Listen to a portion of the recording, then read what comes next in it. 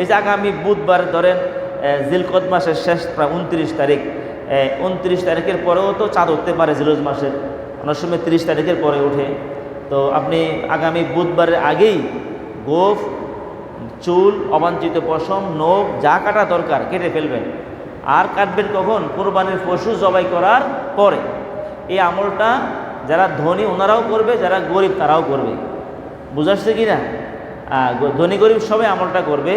অর্থাৎ জিলহজ মাসের চাঁদ দেখার পরে আর নখ, চুল, অবাঞ্ছিত পশম কাটবে না। কেউ যদি কোরবানি করতে না পারে, কোনো মুসলিম দারিদ্রতার কারণে কোরবানি করতে পারে না বা কোরবানি করার মতো তার তৌফিক নাই, কিন্তু সে যদি কিছু আমল করতে পারে, কোরবানি দেওয়ার মতো সুযোগ নাই, তৌফিক নাই, কিন্তু কিছু আমল করলে আল্লাহ তাআলা কোরবানির সওয়াব তাকে দান করবেন। সুবহানাল্লাহ। সহজ কিছু আমল যারা গরিব মানুষ কোরবানি করতে পারে না। আল্লাহ নবী সাল্লাল্লাহু আলাইহি ওয়াসাল্লাম বলেছেন, হযরতে আব্দুল্লাহ ইবনে আমর ইবনে আস রাদিয়াল্লাহু তাআলা থেকে বর্ণিত, ক্বালা রাসূলুল্লাহ সাল্লাল্লাহু আলাইহি ওয়াসাল্লাম, নবী সাল্লাল্লাহু আলাইহি ওয়াসাল্লাম এক ব্যক্তিকে উদ্দেশ্য করে বললেন যে উমরিতু বিয়াউমিল আযহা ঈদান। নবী সাল্লাল্লাহু আলাইহি ওয়াসাল্লাম বলেছেন যে ঈদুল আযহার দিন ঈদ পালন করা আল্লাহ আমাকে আদেশ করেছেন। নবী সাল্লাল্লাহু আলাইহি ওয়াসাল্লাম বলেছেন জাআলাল্লাহু লিহাযিল উম্মতি, আল্লাহ তাআলা এই ঈদুল আযহার দিন ঈদের করার জন্য যে আমাকে যেমন আদেশ করেছেন, আমার উম্মতকেও আদেশ করেছেন, আমার উম্মতও আদিষ্ট। ক্বালা রাজুল, এক ব্যক্তি বলল যে হে আল্লাহর রাসূল, আমি লাম আজিদু ইল্লা মানিহাতান উনসা, আমিও কোরবানি করতে চাই, কোরবানির দিন পশু জবাই করতে চাই, কিন্তু আমার কাছে তেমন তো পশু নাই, শুধু একটা মানিহা আছে। এখন আমি কি করে এই মর্যাদা পেতে পারি? মানিহা মানে হচ্ছে যে এমন একটা পশু যে পশুটা আরেকজনের দিয়েছে দুধ পান করার জন্য, দুধ পান করা শেষ আবার এই পশুটাকে ফেরত দিবে। এমন হয়, আগেও এরকম গ্রাম দেশে ছিল, একজনের ছোট সন্তান আছে, বাচ্চা আছে, দেখা যায় দুধের গরু নেই, হয়তো কোনো আত্মীয় বা পাড়া প্রতিবেশী একটা গরু দিয়েছে, গাভী দিয়েছে, যে গাভী দুধ দেয়, যে তুমি এই গাভীটাকে পালন করে তোমার বাচ্চাকে দুধ পান করাও, তোমার সন্তানকে দুধ পান করাও, পরে আবার আমাকে গাভীটা ফেরত দিবা। এমন এহসান আগে এক সময় আমাদের সমাজও ছিল, যারা মুরব্বীরা জানেন। এটাকে বলা হয় মানিহা। অর্থাৎ লোকটাকে একটা প্রাণী দিয়েছে, একটা পশু দিয়েছে দুধ পান করার জন্য, পরে ফেরত দিবে। বলছে আমার কাছে এই মানিহাটা ছাড়া আর কোনো প্রাণী নাই, এখন আমি কি কোরবানি করবো কি না?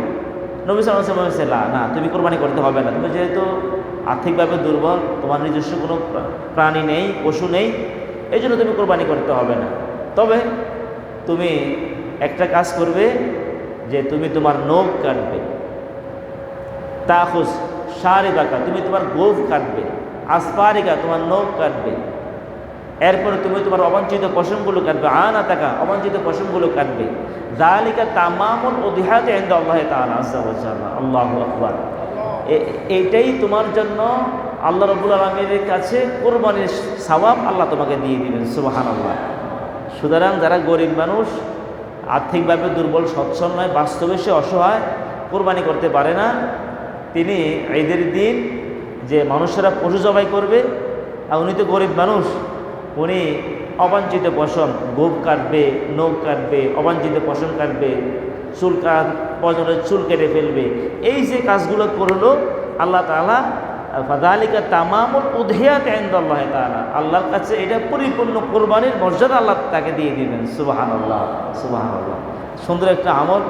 এছাড়া অপর হাদিসে সালমা রাদিয়াল্লাহু তাআলা আনহা ক্বালা নবী সাল্লাল্লাহু আলাইহি ওয়াসাল্লাম মান রাআল হিলালা, যে ব্যক্তি ঈদের চাঁদ দেখলো, ঈদুল আজহার চাঁদ দেখলো, সে যেন ঈদের আজহার চাঁদ দেখলো এর আগেই সে যেন ঈদুল আজহার চাঁদ দেখলো, দেখার পরে সে ঈদুল আজহার চাঁদ দেখলো, দেখার পরে ফারাত আইয়ুদহিয়া, সে ইচ্ছা করেছে যে আমি কোরবানি করব, অর্থাৎ কোরবানি করার মতো তৌফিক আছে।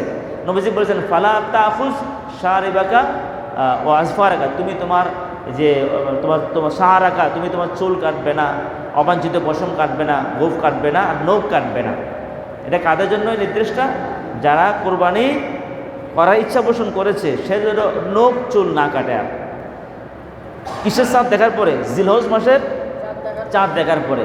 এই যে আগামী বুধবার ধরেন জিলকদ মাসের শেষ প্রায় 29 তারিখ, 29 তারিখের পরেও তো চাঁদ উঠতে পারে জিলহজ মাসের, অনেক সময় 30 তারিখের পরে ওঠে। তো আপনি আগামী বুধবারের আগেই গোঁফ, চুল, অবাঞ্ছিত পশম, নখ যা কাটা দরকার কেটে ফেলবেন। আর কাটবেন কখন? কোরবানির পশু জবাই করার পরে। এই আমলটা যারা ধনী ওনারাও করবে, যারা গরিব তারাও করবে। বুঝাচ্ছে কি না? ধনী গরিব সবাই আমলটা করবে। অর্থাৎ জিলহজ মাসের চাঁদ দেখার পরে আর নখ, চুল, অবাঞ্ছিত পশম কাটবে না, এর আগে কেটে ফেলবে। এটা যারা কুরবানি করবে ওনারা আমলটা করবে, যারা কুরবানি করবে না ওনার আমলটা করবে। তবে যারা কুরবানি করতে পারে না, বাস্তবে গরিব অসহায়, তাদের জন্য আলাদা একটা আল্লাহ সুযোগ করে দিয়েছেন যে তারা অন্যেরা কুরবানির পশু জবাই করবে, উনি ওনার চুল, নখ, অবাঞ্ছিত পশমগুলো কাটবে।